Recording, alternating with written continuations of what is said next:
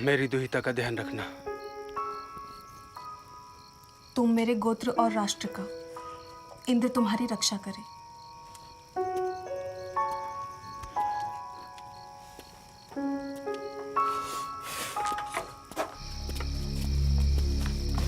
इंद्र हमें विजयी करें।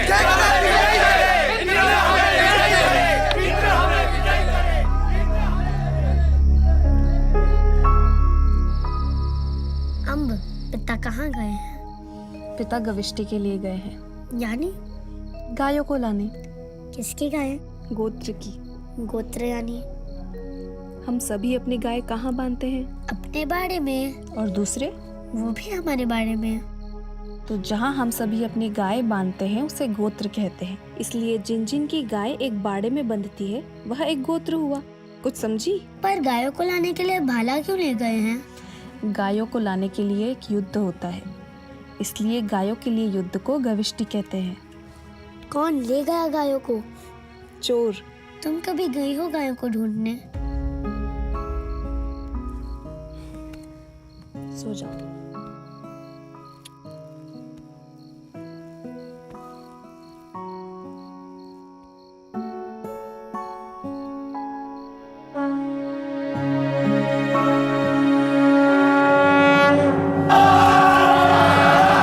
राजा के बिना ही युद्ध करोगे?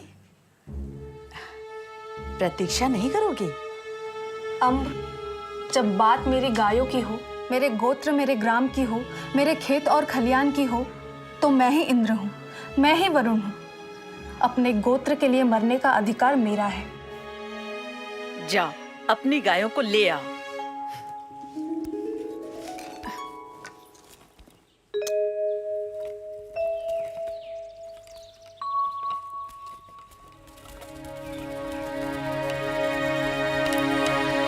सभापति, हम जा रहे हैं। हम भी तुम्हारे साथ आएंगे।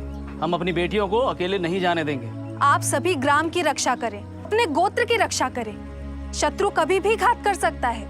हमें रथों से भी तेज दौड़ना पड़ सकता है। उनके भाले और तीर हमारे मजबूत वक्ष झेल पाएंगे। हमने जन्म ही इसी दिन के लिए लिया था कि हम अपने कुल, गोत्र, ग्राम और राष्ट्र की रक्षा कर पाएंगे। इंद्र हमें विजय दे।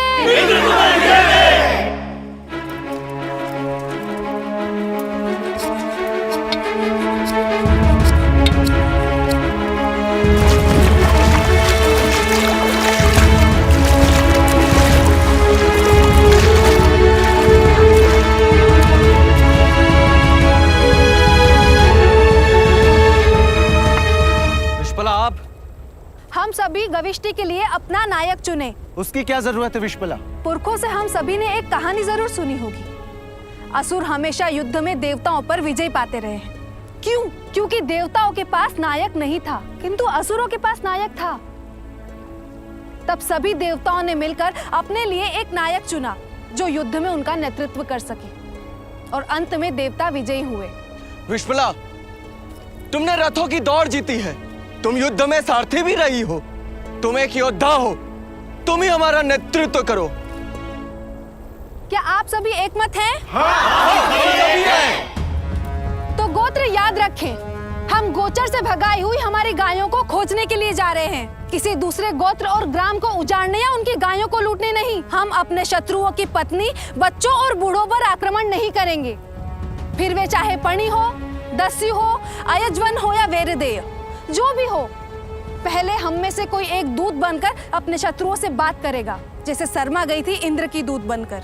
विश्वला, जो ना हमारे देवताओं की उपासना करते हैं, ना ही पुरोहितों को दक्षिणा देते हैं, ऐसे गंदे और कंजूस पड़ियों से हम बात क्या करें? हाँ, वे भेड़ियां जो बिना लिए कुछ देते नहीं, उधार देकर ब्याज खाते हैं, कड़वा बोलते हैं, यज्ञ का विरोध करते हैं, ऐसे पड़ियों से हम क्यों बात करें? जो वे पणी ना हुए तो हम अपने गोधन के लिए युद्ध करेंगे, इसलिए नहीं कि वे पणी है या दस्यु। दुष्टों को दंड देने का अधिकार ज्येष्ठ का है, राजा का है। हो सकता है ज्येष्ठ हमारी सहायता के लिए पहुंचे, पर तब तक हमारी गायें सरस्वती के पार चली गई तो उन्हें गोत्र गोत्र जाकर ढूंढना कठिन हो जाएगा। प्रजापति हमें विजयी करे, इंद्र हमें विजयी करे, इंद्र हमें विजयी करे, इंद्र हमें विजयी करे, इंद्र।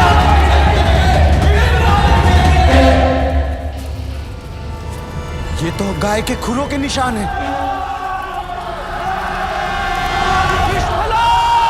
हमारी गाय!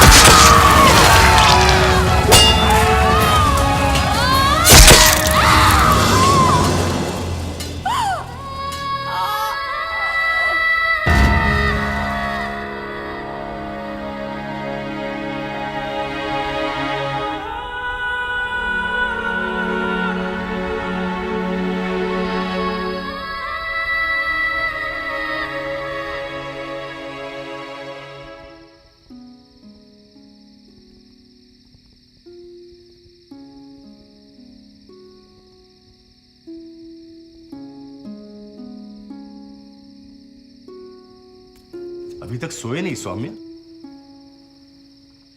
मंत्र का अर्थ समझने की कोशिश कर रहा हूं आचार्य। ऋषि जिस विश्पला का वर्णन कर रहा है वह स्त्री है याश्व।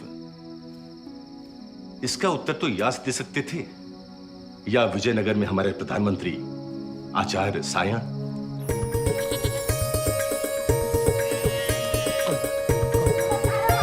नमस्कारम नमस्कारम।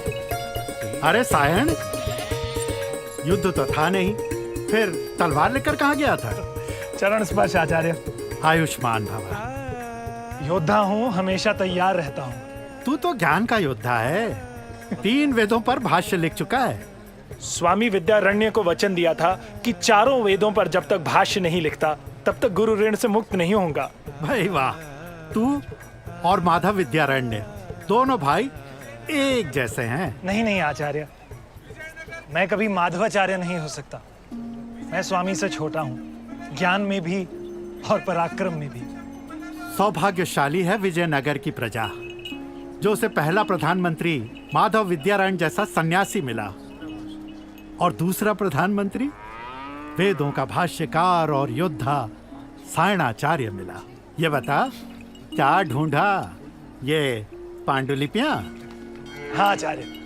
अरे तो भले आदमी, कोई जरूरी है कि प्रधानमंत्री ही सारा बोझा ढोए?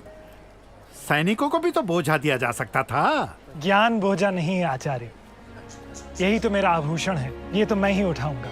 वाह, सीने पर शास्त्र और कमर में शस्त्र। तेरा नाम तो शस्त्र सायण होना चाहिए, परशुराम की तरह। मेरे सिर पर हाथ रखिए आचार्य। सदैव प्रसन्न रहे, सदैव प्रसन्न रहे। प्रश्न? हाँ आचार्य। गुरु आज्ञा ली है? हाँ आचार्य। गुरु ने आपको प्रणाम कहा है। श्री गुरुभ्यो नमः। पूछो। विश्पला कौन है? परीक्षा ले रहे हो? परीक्षा दे रहा हूं आचार्य। मेरी अल्प बुद्धि में विश्पला स्त्री योद्धा है जिसने खेला युद्ध में अपना पैर खोया।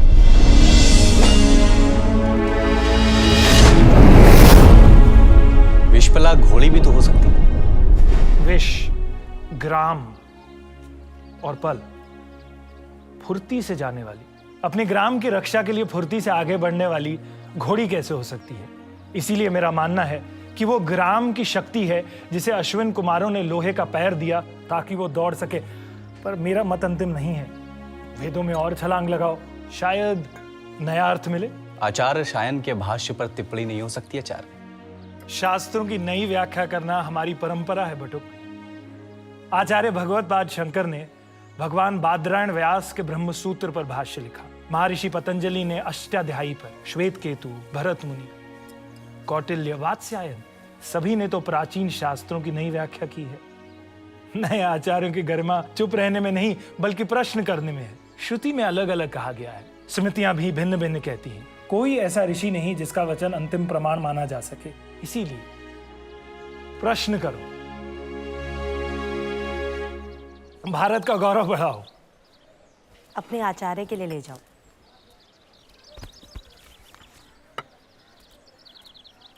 ब्रह्मचारी, आशीर्वाद। अन्नदाता सुखी भव।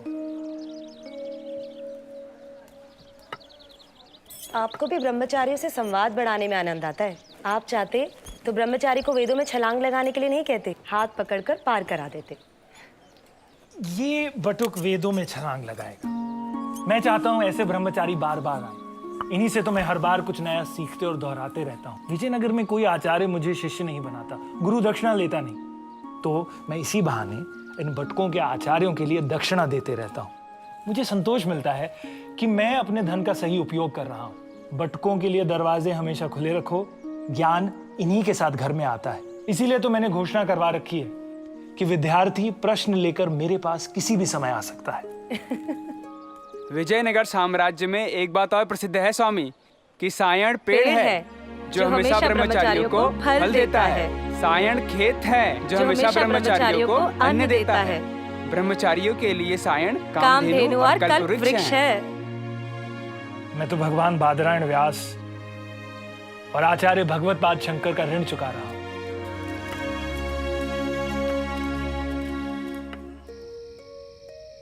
वेदों में और छलांग लगाओ, शायद नया अर्थ मिले।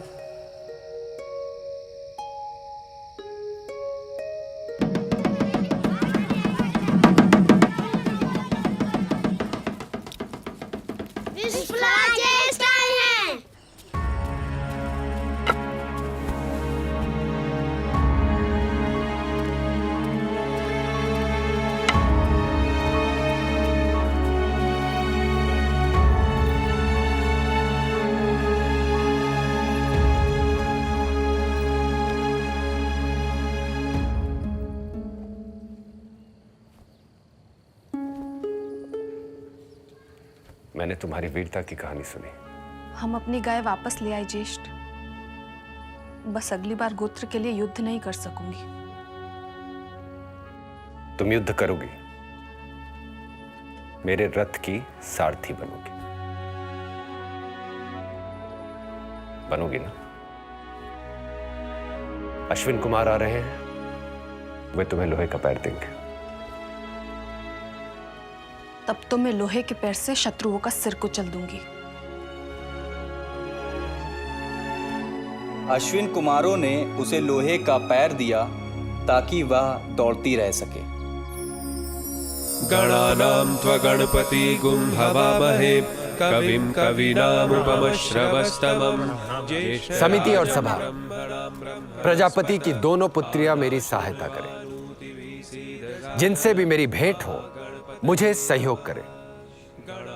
हे पितृगण, मैं और यहाँ एकत्रित सभी सहमति के शब्द बोले।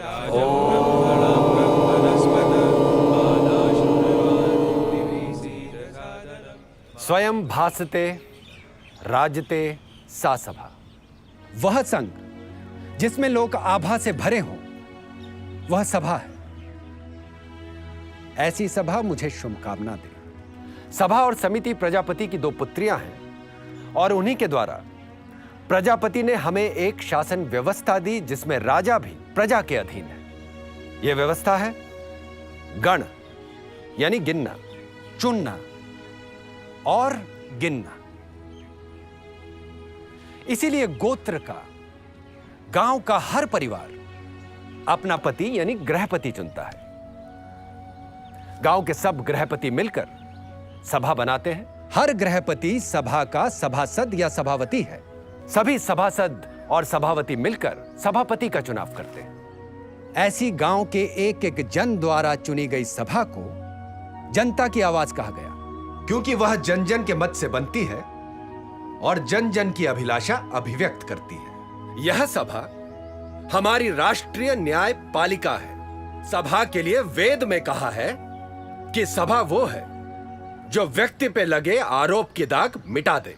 यहां हर किसी को न्याय मिलता है। इसीलिए सभा के निर्णय से हर कोई बंधा है। कोई भी इसके निर्णय का उल्लंघन नहीं कर सकता, राजा भी नहीं। यहां अपना मत रखने के लिए हर सभासद और सभावती स्वतंत्र है। राष्ट्र का प्रशासन करना और राजा को दिशा देना सभा का काम है। पर हमारी सभा इतनी नीरस भी नहीं है। यह हमारी सरस उत्सव भूमि है। यहां हम नाचते हैं, गाते हैं और मनोरंजन के लिए। सभा समिति की छोटी बहन है। वो अपनी बड़ी बहन के अधीन रहकर काम करती है और इस बड़ी बहन समिति को चुनते हैं सभी सभापति। जैसे सभा सभापति चुनती है, वैसे समिति अपना पति ईशान चुनती है। सभापतियों की ये राष्ट्र समिति फिर चुनती है अपना राष्ट्र अध्यक्ष, अपना राजा, जिसे बार बार चुनने और हटाने का अधिकार समिति के पास है। राजा के लिए समिति की हर बैठक में हाजिर रहना अनिवार्य है। समिति ने मुझे राजा चुना ताकि मैं प्रजा का रंजन कर सकूं। सौरज्यत ततो राजन्यो जायत। जो प्रजा का रंजन कर सके वह राजा। आपने यह राष्ट्र मुझे इसलिए दिया ताकि मैं खेती और किसानों का भला कर सकूं। आपने यह राष्ट्र मुझे इसलिए दिया ताकि मैं किसानों को संपन्न कर सकूं। इसीलिए मैंने हथियारों के बजाय हलों पर ज्यादा ध्यान दिया। यदि मैं प्रजा के प्रति असावधानी करूं तो समिति मुझे पद भ्रष्ट करने में तनिक भी देर ना करे। इसीलिए मैं सभा से पूछता हूं, क्या मैंने प्रजा के विरोध में कोई काम किया है? नहीं। क्या शासन के प्रतिनिधि कुलपा हमारे गृहपतियों पर शासन करते हैं? कुल धर्म का पालन करवाते हैं? कुलपा, आप मेरे और गृहपतियों के बीच कड़ी हैं, इसलिए आपको राजन भी कहते हैं। इस सूत्र और पद का सम्मान करना। हाँ राजा। व्राजपति, क्या मेरे प्रतिनिधि व्राजपति आपके कुलों की संपत्ति की रक्षा करते हैं? ग्रामणी, क्या कुलपा और व्राजपति आपके मार्गदर्शन में काम करते हैं? हाँ राजा। ग्रामणी, आपको मनु भी कहते हैं क्योंकि आपसे ये उम्मीद की जाती है कि आप ग्रामवासियों से पिता की तरह व्यवहार करें। हाँ राजा। बूढ़े पिता की तरह किचकिच तो नहीं करते। सभापति, क्या ग्रामवासी, गृहपति, कुलपा, व्राजपति, ग्रामणी आपके संरक्षण में हैं? हाँ राजा। सभावती, हाँ राजा। क्या ग्राम में कन्याओं का उपनयन होता है? हाँ राजा। क्या वे शस्त्र और शास्त्र का अभ्यास करती है? हाँ राजा। क्या परिवार में पत्नी सम्राज्ञी है? अधिकतर परिवारों में तो महिलाओं का ही शासन चलता है राजा। क्या स्त्रियों को न्याय मिलता है? हाँ राजा। सभा, कभी कभी मैं सोचता हूं कि प्रजापति ने सभा और समिति को अपनी बेटियां क्यों कहा।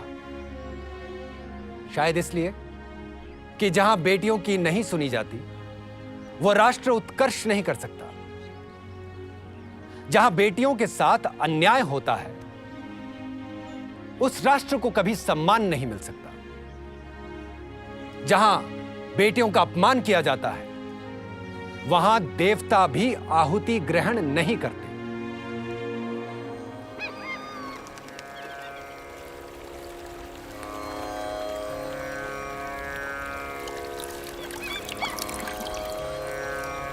इमं गंगे यमुने सरस्वती शुतूर्दिस्तोमं सचता परिष्णया असीक्न्या मरुदष्टधे वितस्तयार्जिकिये शणो हया सुशो माया।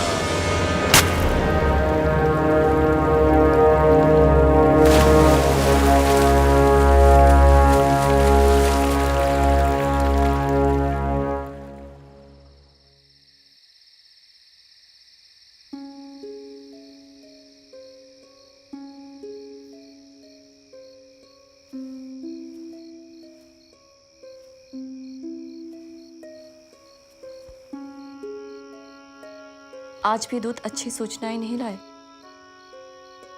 पहले विश्पला के गोत्र के विराजपति और फिर कुलपा की हत्या। आज सूचना आई है कि गोधन चुराने के आरोप में हमारे एक गोत्र पर दूसरे गोत्र ने आक्रमण कर दिया। कहीं आपको युद्ध के लिए उकसाया तो नहीं जा रहा? मैं दशराज युद्ध जैसे युद्ध की आहट सुन रहा हूं। कविष्टि के नाम पर युद्ध के लिए उत्सुक है ग्राम गण और राज्य। चारों ओर युद्ध के बादल गरज रहे हैं।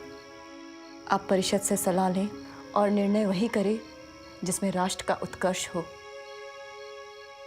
समिति के सदस्य विषय, मेरे स्वरों की कड़वाहट के लिए मुझे क्षमा करें, पर कड़वा सच यही है, जब से आर्य सुबल को समिति ने अपना राजा चुना है, तब से हमारे भालों की धार भोतरी हो रही है, तब से हमारे तीर तर्कस में ही पड़े हैं, तब से हमने एक भी युद्ध नहीं किया। दस्युओं ने विश्पला के पैर काट दिए, पर हमने दस्युओं के विरुद्ध युद्ध की घोषणा नहीं की। राजपति और कुलुपा के शत्रुओं ने हत्या कर दी, पर हमने युद्ध का आह्वान नहीं किया। हमारे गोत्र पर आक्रमण हो रहे हैं, पर हम युद्ध के लिए उत्सुक नहीं दिखाई दे रहे हैं। स्वर्ग में सुदास हम पर हंस रहे होंगे, जिन्होंने 10 राजाओं के साथ अकेले ही युद्ध किया था। हमारे पुरखों ने समिति को शाश्वत कहा, अमर कहा, और यदि हम ऐसे ही युद्ध से विमुख रहेंगे तो कोई समिति अमर नहीं रहेगी। विषा बिहुल, पुरखों ने समिति की परंपरा को अमर कहा है, व्यक्ति को नहीं। विषा बिहुल को समिति में अपनी बात रखने का अधिकार है। परंपराएं भी नहीं रहेंगी जो उनकी सुरक्षा के लिए युद्ध की तैयारी न रहे। क्यों जन अश्वमेध यज्ञ को भूल रहा है? विदत नाम की हमारी प्राचीन संस्था भी समाप्त हो रही है। क्या मैं समिति को ये याद दिलाऊं कि विदत में युद्ध में जीते गए गोधन, अश्वधन, पशुधन, हिरण्य, मणिमुक्ता और दास दासियों का बंटवारा होता था। हमारी स्त्रियां विदत में शामिल होती थीं और पराक्रम से पाए गए धन को पाकर प्रसन्न होती थी। पर जब से आर्य सुबल हमारे राजा हुए हैं, एक बार भी विदत का आयोजन नहीं हुआ। मैं समिति का आह्वान कर रहा हूं, राष्ट्र को चलाने के लिए ही अश्वमेध का आयोजन करें। हम सिर्फ अपनी गायों को ढूंढने के लिए गविष्टि की प्रतीक्षा न करें, बल्कि पणियों के, दस्युओं के ग्रामों को लूटे, उनका पशुधन और स्वर्ण जीते, उनके वस्त्र, उनके रथ, उनका अन्न जीते। युद्ध में पणियों को पराजित कर उनसे नियमित उपहार लें, उन्हें हमारे क्षेत्र में शामिल करें, ताकि हम उनके धन का उपभोग कर सकें। समिति के पति ईशान को मैं सावधान कर रहा हूं। इतिहास है कि परुष्णी के तट पर सुदास ने 10 राजाओं को पराजित किया था। यदि हम सरस्वती के तट को सुरक्षित रखना चाहते हैं तो हमें युद्ध के लिए आगे बढ़ना होगा, वरना हमारी गायों के लिए दस्यु हमारी ओर आ ही रहे हैं।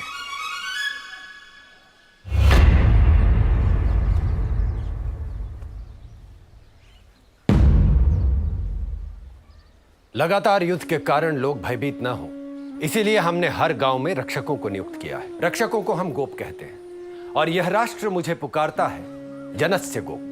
क्यों? क्योंकि इस राष्ट्र के जन जन की रक्षा करना मेरी जिम्मेदारी है। मैं हूं जन जन का गोप। हर गांव में, गोत्र में लोगों की रक्षा के लिए दिन रात जाग रहे गोपों का मुखिया। मैं इस राष्ट्र का प्रधान गोप। आपने मुझे प्रधान गोप बनाया ताकि मैं अपने जन की रक्षा कर सकूं, इसलिए नहीं कि मैं अपने जन धन का उपभोग करूं। मैं अपने जन, अपने गांव, अपने गोत्र, अपने गण की रक्षा के लिए युद्ध के लिए तैयार हूं, पर दूसरों के धन का, उनकी गायों का, उनकी स्त्रियों का, उनकी संपत्ति का, उनके स्वर्ण, उनके हिरण्य का, उनके हलों, उनके रथों का, उनके बैलों, उनके बीजों का, उनके अन्न और खेती के साधनों का अपहरण करने के लिए तैयार नहीं हूं। मैं उस अश्वमेध के लिए तैयार हूं जो राष्ट्र को सुशासन दे। मैं अन्न और जल के लिए वाजपेयी यज्ञ करने के लिए तैयार हूं, पर साथ ही नदियों का पानी खेतों तक पहुंचाने के लिए श्रम का यज्ञ भी करूंगा। हम गांव-गांव में कुएं खुदवाएं, जलाशय बनवाएं, ताकि हमारे खेत और खलिहान प्यासे न रहें। क्यों कहा था हमारे पूर्वजों ने कि जो अकेला भोजन करता है वो पाप खाता है। इसीलिए कि जिसके पास अन्न नहीं उसे अन्न देना भी यज्ञ है। क्यों हम दूसरे के धन पर दृष्टि डालें? दूसरों का अनाज लूटने के बजाय हम अपनी भूमि को सींचे। जैसे 24 बैलों से खींचे जाने वाले हल से, सीर से हमारे पुरखों ने धरती पर फसल लहलाई थी। पड़ियों की गाय लूटने के बजाय हम गोपालन और पशुपालन करें, उनकी वृद्धि कर समृद्धि पाएं। पुरखों से मैंने सुना था कि महाराज मनु ने अन्न और जमा संपत्ति के 10वें भाग और स्वर्ण और पशुधन के 50वें भाग देने की शर्त पे प्रजापालन का उत्तरदायित्व स्वीकार किया था। आचार्य ये कह रहा है कि पहला राजा मनु था और ये कह रहा है कि पहला राजा पृथु था। तो मनु से पहले कौन था और कर कितना था? उत्पन्न का छठा हिस्सा या 10वां? कहीं बैठकर पानी पिए? हाँ। चलो। प्राचीन काल में न राजा था न दंड। लोग धर्म का पालन कर एक दूसरे की रक्षा करते थे, लेकिन धीरे धीरे मूल्यों का पतन हुआ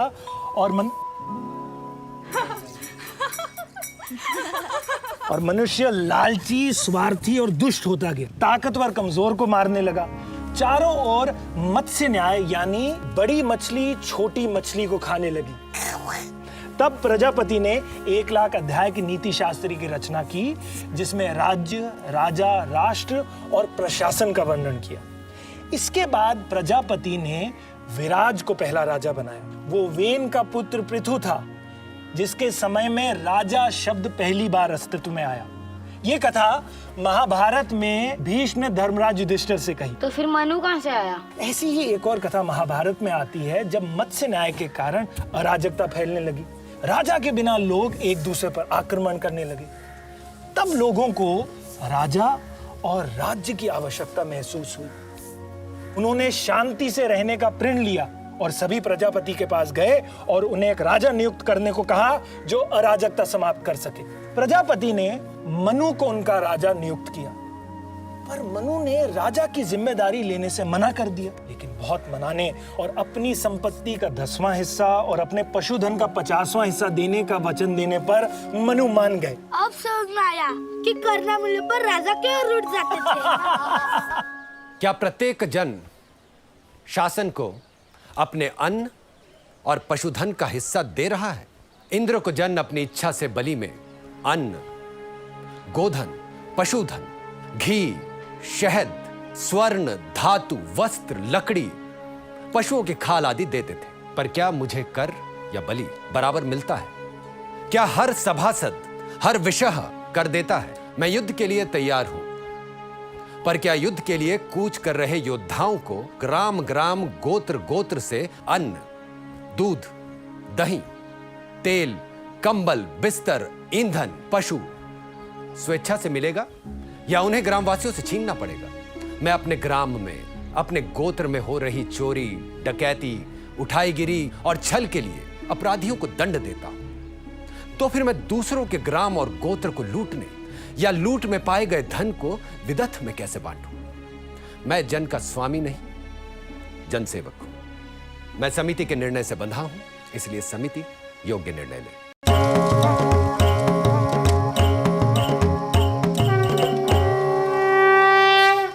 समिति से सलाह कर ज्येष्ठ सुबल ने पुरानी सभा और समिति के विसर्जन और नई के चुनाव की घोषणा की है। इसलिए जन नया गृहपति और सभापति चुने।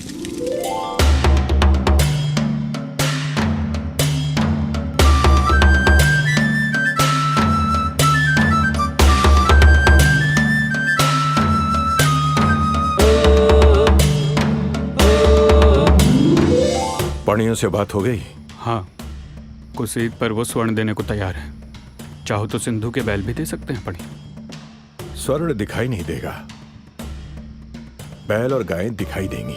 क्या तुम्हें विश्वास है कि समिति तुम्हें ही राजा घोषित करेगी? गोधन की जगह स्वर्ण लुटाकर देखता हूँ। उपहार किसे नहीं अच्छा लगता। देवता भी बलि पाकर प्रसन्न होते हैं। उपहार या घूस? बलि। समिति ने अपना पति ईशान चुन लिया है। अब समिति ऐसे राजा को चुने जैसे अतीत में देवों ने चंद्रमा से रूप, सूर्य से ऊर्जा, इंद्र से शक्ति, विष्णु से पराक्रम, वैश्रवण से त्याग और यम से आत्म संयम लेकर बनाया था।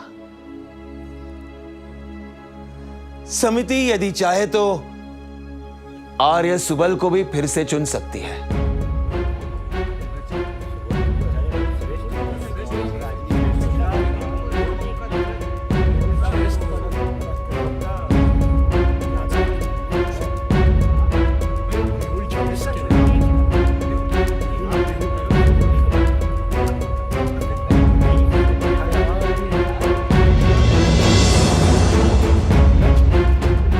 समिति ने आर्य बिहुल को नया राजा नियुक्त किया है।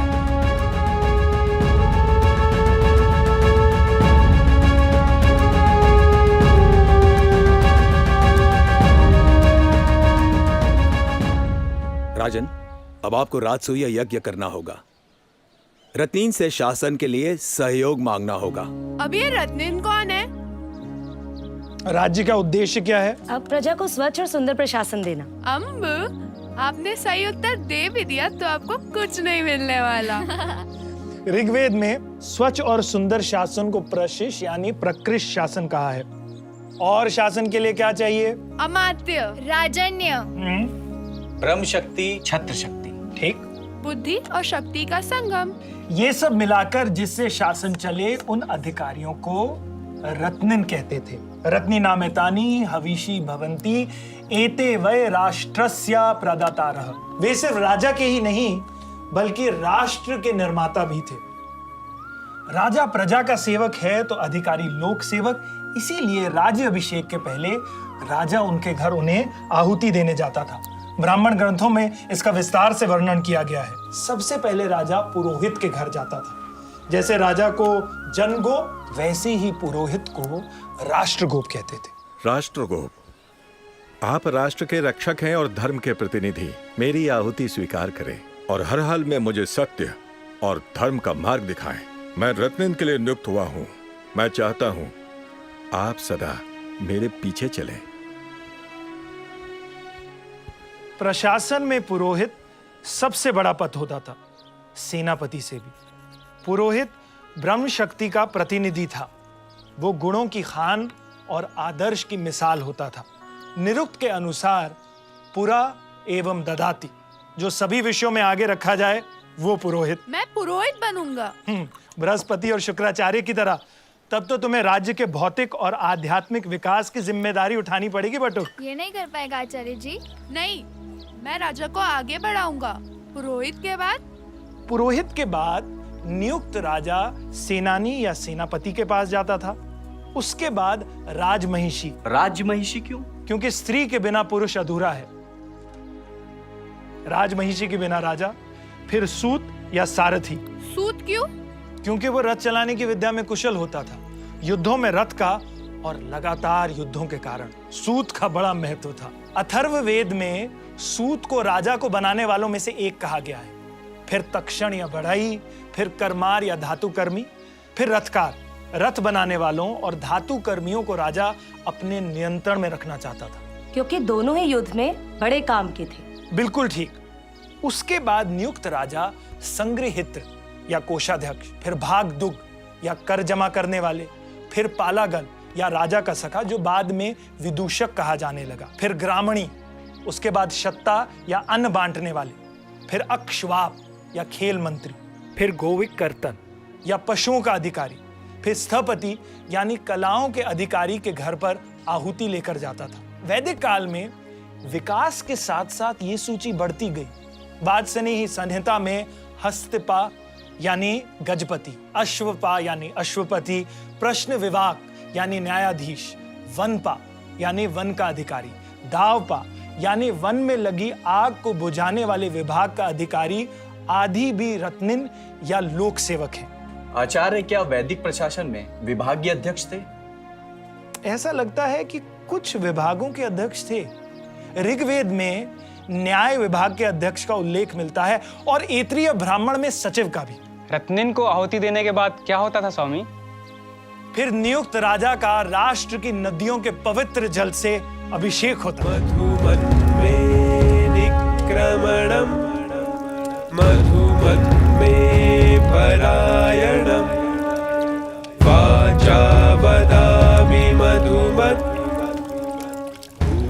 जन्म से लेकर मृत्यु तक मेरे द्वारा किए गए यज्ञ, मेरा जीवन, मेरे सत्कर्म, मेरी संतानें आप ले लें। यदि मैं अपने कर्तव्य का पालन न करूं या प्रजा से छल करूं, यह राष्ट्र तुम्हें सौंपा जाता है। तुम्हें राष्ट्र में शांति, प्रजा का कल्याण और धन प्राप्त करने के साधनों में अभिवृद्धि का ध्यान रखना है। तुम्हें राज्य की समृद्धि, राज्य का विकास और राष्ट्र के उत्कर्ष का ध्यान रखना है।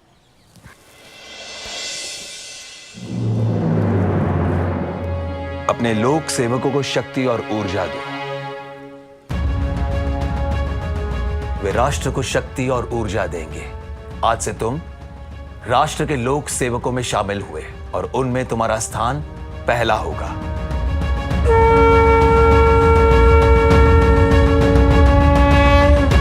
राज्याभिषेक में तलवार का क्या अर्थ? अर्थ साफ है, तलवार यानी शक्ति। रत्निन, जिन्हें वीर भी कहा जाता था, उसके बिना राजा शक्तिहीन है। यानी राजा के चुनाव की परंपरा भी वैदिक काल में थी? बिल्कुल, और उसके बाद भी। परीक्षित की मृत्यु के बाद हस्तिनापुर के लोगों ने जन्मजय को सर्वसम्मति से राजा चुना। कौटिल्य भी राजा के चुनाव का उल्लेख करते हैं। सौराष्ट्र के रुद्रदमन को भी लोगों ने चुना था। राज्यवर्धन की मृत्यु के बाद हर्षवर्धन को प्रधानमंत्री भांडी के साथ मिलकर मंत्रियों और अमात्यों ने चुना था। गोपाल वंश के गोपाल को भी लोगों ने चुना था। कश्मीर के यशस्कर को ब्राह्मणों ने चुना था। बक को बस इतना मैं याद नहीं रख पाऊंगी। तो फिर बटकों को उत्तर कैसे दोगी? बटुकों को भिक्षा देना मेरा काम, उत्तर देना आपका। आपसे बात करना भी तब होता है जब मैं आपसे प्रश्न करती हूँ। विजयनगर के इस रत्निन को तुम्हारे प्रश्न भी सुख देते हैं। तो फिर बताइए, यदि प्रजा को राजा को चुनने का अधिकार था तो हटाने का अधिकार भी होगा? तुम्हारा उपनयन कर ही देता हूं। शास्त्रों ने कहा है कि जब राजा अन्याय करता है तो नमक और शक्कर भी अपना रस छोड़ देते हैं। धर्म और प्रजा के विरुद्ध काम करने वाले अन्यायी, अधर्मी, अत्याचारी, भ्रष्ट, निरंकुश राजा को सिंहासन से हटाने, निर्वासित करने और उसकी हत्या करने तक का शास्त्रों में प्रमाण है। वैदिक काल में राजा को हटाने का समिति को अधिकार था।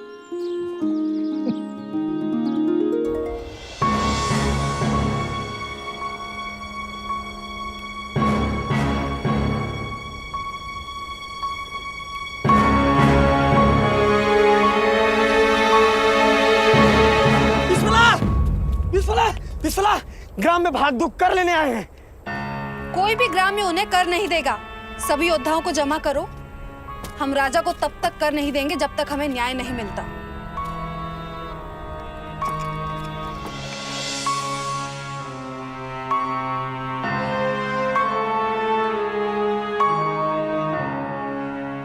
भाग दुख को रोकना, शासन में बाधा डालना है। राजा सेना भेजेंगे। भाग दो, राजा का भाग ही तो मांग रहे हैं। विश्पला, ये क्या मूर्खता है? मैं तुझे इसी समय सभा में उपस्थित होने का आदेश देता हूँ। मैं सभा के आदेश का उल्लंघन नहीं करूंगी, पर राजा का भाग लेने आए भागदो ग्राम में नहीं आएंगे, फिर चाहे मुझे राजा उनके विरुद्ध जाने का दंड ही क्यों न दे।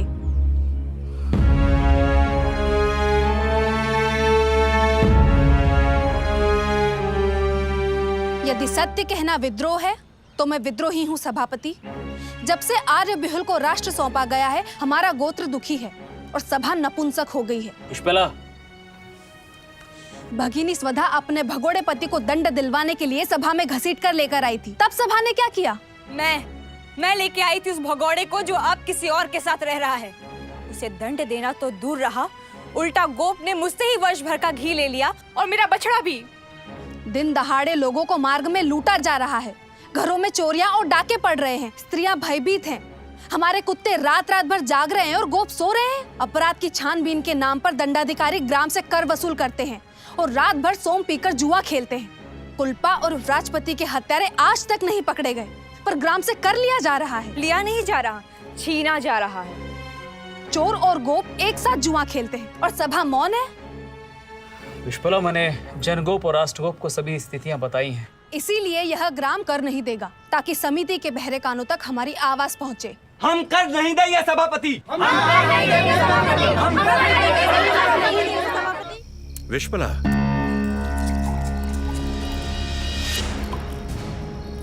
सेनापति से कहो और सेना की एक टुकड़ी साथ ले जाओ, उसे उठा कर ले आओ। जो विरोध करे तो कुचल दो। विश्पला! विश्पला! अरे यहाँ भी नहीं है। हर घर में ढूंढो।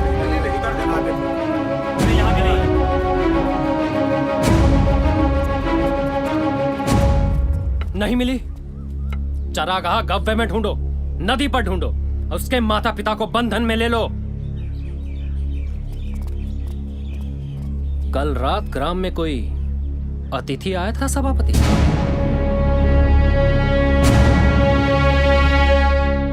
राष्ट्रगोप। राजपुरोहित? ज्येष्ठ बिहुल ने कहा है कि आज वे समिति में नहीं आ सकते। ये समिति का अपमान है, ये समिति का अपमान है, ये समिति का अपमान है। दूत, ज्येष्ठ से कहना, समिति की हर बैठक में राजा का उपस्थित रहना अनिवार्य है। यह समिति राष्ट्र और राजा का संचालन करती है, राजा समिति का नहीं। धर्म, शास्त्र और समिति राजा से आज्ञा या अनुमति नहीं लेते। मैं राष्ट्रगोप समिति की ओर से उन्हें तुरंत उपस्थित होने का आदेश देता हूं।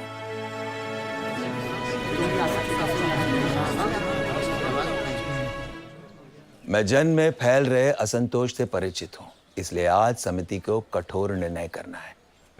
पिछले दिनों गविष्टियां बढ़ गई हैं, स्त्रियों को न्याय नहीं मिल रहा है, कर के नाम पर ग्रामों को लूटा जा रहा है। ब्राह्मण, ब्रह्मचारी और गर्भवती महिलाओं तक से नदी पार करने के लिए शुल्क लिया जाता है। कई ग्राम कर देने से मना कर रहे हैं, क्योंकि राजा उनकी रक्षा नहीं कर रहा। आज एक मना कर रहा है, कल ये आग वन की आग की तरह फैलेगी। समिति इसका भी उत्तर ढूंढ लेती, पर पणी आज खुलेआम कह रहे हैं कि उनका द्रव्य बल और धन बल ज्येष्ठ बिहुल के साथ है। वे ज्येष्ठ बिहुल के पीछे खड़े हैं। ये पणी कुसीत पर जुआरियों को ऋण देते हैं और हारे हुए जुआरियों से उनका स्त्री धन और पशुधन ले जाते हैं। जुआरियों का परिवार रोता है, ऋण जितना चाहो मिल जाता है, पर बदले में देने के लिए कुछ चाहिए, चाहे वो आत्मसम्मान ही क्यों ना हो। पिछले दिनों समिति के कुछ विषय ने मूल्यवान रथ, घोड़े और सिंधु के बैल पणियों से खरीदे हैं। बदले में समिति के सदस्यों ने क्या दिया? स्वर्ण या गोधन? ज्येष्ठ बिहुल पणियों से हथियार और रथ खरीद रहे हैं। समिति के सदस्य रथ पणियों से खरीदकर ज्येष्ठ बिहुल को बेच रहे हैं। क्या यह युद्ध की तैयारी है या युद्ध की रचना? सारे गोत्र को युद्ध में झोंक देना ताकि पणियों को लाभ हो।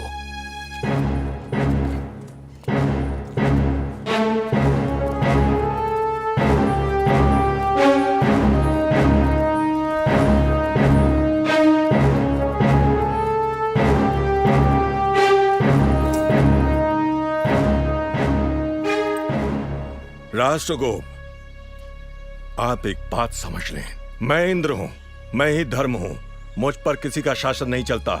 समिति और रत्न मेरे पीछे चलेंगे, मैं उनके पीछे नहीं। इसलिए मेरे प्रश्न का सीधा उत्तर दे, विश्पला कहां है? एक बात मैं भी स्पष्ट कर दूं ज्येष्ठ, धर्म पर किसी का शासन नहीं चलता, पर धर्म का शासन सब पर चलता है। अब यह समिति आपसे जानना चाहती है कि किसकी सलाह से आपने विश्पला के ग्राम में सेना भेजी थी। क्या आपके रत्नीन ने अपनी ही प्रजा के विरुद्ध सेना भेजने की सलाह दी थी? मैं वह जरूरी नहीं समझता। क्या ज्येष्ठ ने पणियों से स्वर्ण कुसीत पर लिया था? क्या आपने समिति की सदस्य को घूस दी थी? आप मेरे विरुद्ध षड्यंत्र कर रहे हैं राष्ट्रगोप। मैं उन पणियों और समिति के उन सदस्य को आपके सामने प्रस्तुत करूं? स्त्री पर अत्याचार करने वाला, उनका अपमान और असम्मान करने वाला जन का गोप कभी नहीं हो सकता।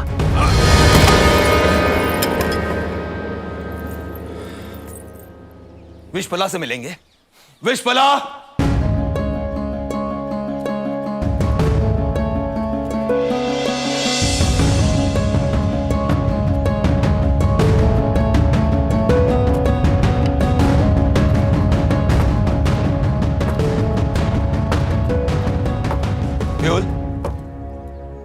राष्ट्र की तलवार वापस दे दो। ये तुम्हारे हाथों में शोभा नहीं देती। समिति बताएं, समिति की प्रतिष्ठा और पवित्रता को कलंकित करने वाले को क्या दंड दिया जाए? सेनानी, मैं तुम्हें आदेश देता हूं।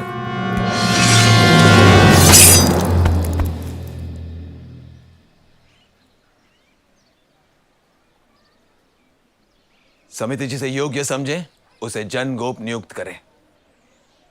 सुमल! सुमल! सुमल! सुमल! सुमल! सुमल! सुमल! सुमल! सुमल! सुमल! पुष्पला! पुष्पला! पुष्पला! राजा होती लेके आ रहे हैं।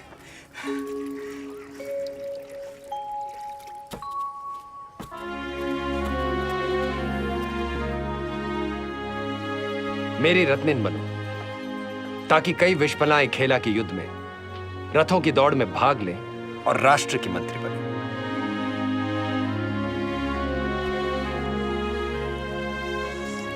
हर राजा आप जैसा पिता हो ज्येष्ठ।